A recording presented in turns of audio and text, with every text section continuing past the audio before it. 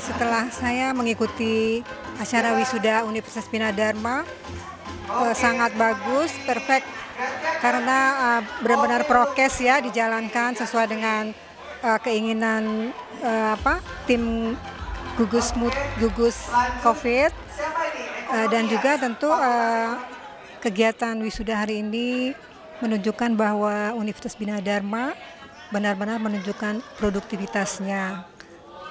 Selain juga memang sebagai salah satu perguruan tinggi terbaik di Sumatera Selatan.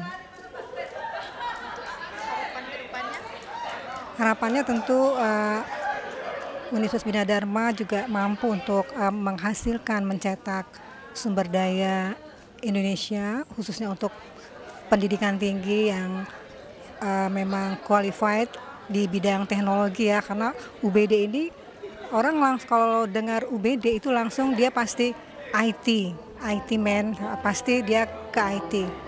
Dan juga banyak sekali teman-teman kami di kantor yang juga kuliah di sini loh, baik S2 rata-rata. Jadi tentu Universitas Bina Dharma sangat membantu untuk SDM di LLDT Wilayah 2 juga.